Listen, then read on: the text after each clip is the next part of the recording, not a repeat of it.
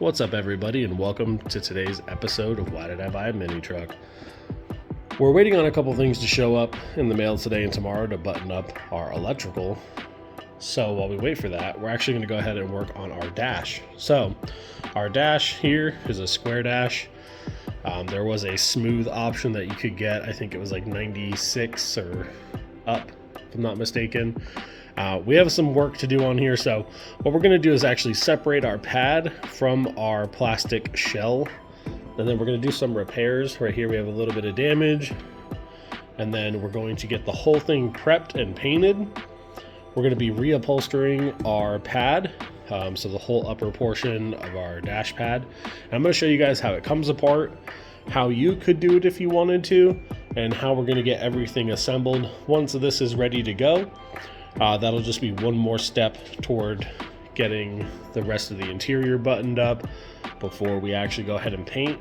What I want to do is have the dash ready to go, because we're going to have the whole harness and everything routed and tucked.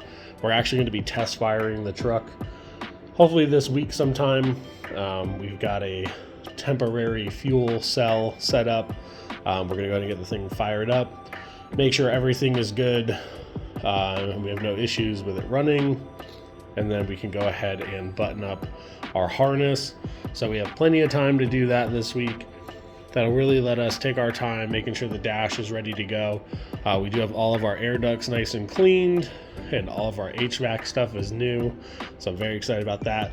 I am waiting on the foam to show up so we can actually go ahead and re-foam all the blend doors, but other than that, we're right on schedule. So I went ahead and flipped the dash over, and now that it's flipped upside down, you can see here we have all of these screw heads. Now we should be able to unbolt these and separate our dash pad from our actual plastic skeleton. So I'm going to go ahead and get those screws off, and I'll show you what it looks like when it's all separated. All right, and just like that, we have the lower shell right there and our upper skin right here. So it separates pretty easy. There are a couple things to note once you get the hardware out. So I'm going to go ahead and flip this over and show you guys what I'm talking about. So once you get the hardware out that runs along here, you're going to notice that there's little tabs. There's a tab here, one right there. There's going to be one here and one here.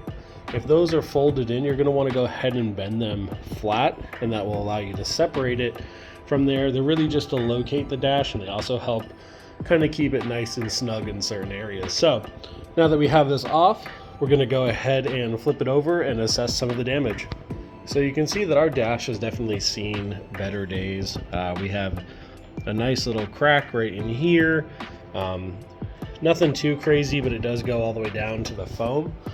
So our thought on this is we're going to do one of two things. We're either going to strip away all of this material and leave just the metal skin that's essentially under this padding, or I'm going to go through and we're just going to try to repair as much of this as we can, since we're going to be recovering it anyway. There's just like a lot of larger cracks here in the foam, and I'm going to see how deep the foam is, and then what I'll do is decide whether it's worth saving or just replacing the foam and doing our reupholster job 100% as opposed to just fixing and recovering. And just like that, with a couple hours of hard work, your dash will look a little something like this. Now I kind of dig how the dash looks. If I was building some kind of hot rod or rat rod D21, I would just polish this up and drop it right back on a black shell, but we are going to go ahead and recover this. Now I only recommend going down into your dash this far if your material you are covering or your pad you were going to be putting down is at least a 1/4 inch thick. The foam that sits on top is about a 1/4 inch thick all the way around, and then underneath inside of all of these holes and on all the lips here, you're going to have about a 1/4 inch of material you need to remove. I usually take it back about a 1/2 inch in, so when I go ahead and wrap my fabric underneath, it doesn't stick down and make fitment a little weird, especially around the vents. You want to make sure that those vents are clear and you have enough space when you go to wrap your fabric around that your vents will actually still fit inside of here. So I hit the dash with a little bit of purple power, and I hit it with a wire wheel.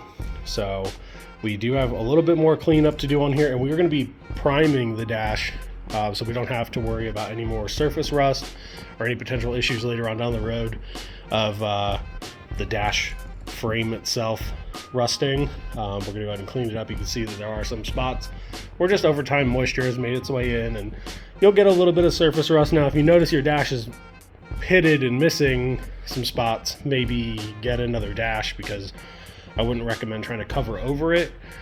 You can, just know down the road, 5 years or so, you might have some issues, but most people don't go into their dashes like this, so I don't see it being a super common issue for a lot of guys. But in the next video, we're going to go ahead and we're going to get this thing covered with our new fabric. We're going to be using a black suede. Originally, I was going to do a 2-part dash where the lower was going to be the purple diamond stitch we have, but I think some black suede on top of here with our 1/4-inch pad is going to be more than enough. I think it's going to look great. It's going to really look good on the black lower shell, which I have just sitting over here. We're going to have to paint this, but that'll be really easy. Just make sure you prep it and spray it exactly how you'd spray any other plastic interior parts, because essentially that's all it is. And that'll be the easiest part of this job for sure. Now we still will be wrapping like our glove box and a couple other things inside, but as far as the dash goes, it's going to be pretty straightforward. Now remember, a lot of this stuff is very thin, very flimsy. This part right here, the only real thing to mention on the whole dash is make sure that you get these little tabs straight when you take them out so you don't break them. And then also right here, this section, this little beam that runs down right next to your gauge cluster to the right side or the left side of your radio bezel, this only has a little bit of like a silicone adhesive that holds it. Now there is a hole on the dash and a hole on the bracket itself. I just put a bolt through it and put a little bit of liquid nail. When it dries, I'll pull the bolt out and we should be good to go. You could tack weld it in place if you really wanted to. Very thin metal, so just take your time. Don't break anything. If you bend anything, try to get it back where it was before. It'll really help you out when you go to fit. Another bonus here with pulling all the pad is that when you go to wrap, your vents will fit nice. Everything will fit good in here. Now right here, you'll notice there's these little holes. Now these are where the screws come through on the plastic shell of the dash.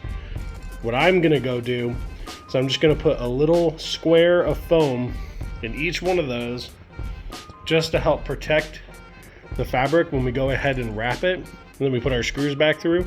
We're not gonna have to worry about anything kind of poking through or anything that you're gonna be able to see. The screw should just absorb right to the foam. You'll be good to go. Don't use anything too stiff. Just like a nice squishy foam is probably all you're gonna need. So guys, that's gonna wrap up the video, our part 1 of doing our dash. I'll see you guys in the next one where we'll be covering it all up. And we are gonna try to do this as one piece. It might be a little bit difficult, but I think we'll be able to knock it out. I'd like to do it with no sewing because, as most of us, we don't really know how to sew. And I'm not a professional upholsterer by any means. This is actually my very first dash on a hard body, and I have done some recovering before, but it's usually just skinning. Now if your dash is good and your pad looks good and you only have a couple little cracks, you could easily sand those down, put a little filler in them, and then re-wrap your dash. But I wanted to go ahead and just replace the whole thing since everything else on the truck is going to be new. I figured this might as well be new as well, so we're just going to dive into it. Hope you guys enjoyed it. We hit 180 subscribers, which is wild. That's 10 more than the last time, so I really appreciate everybody. I think that's super cool.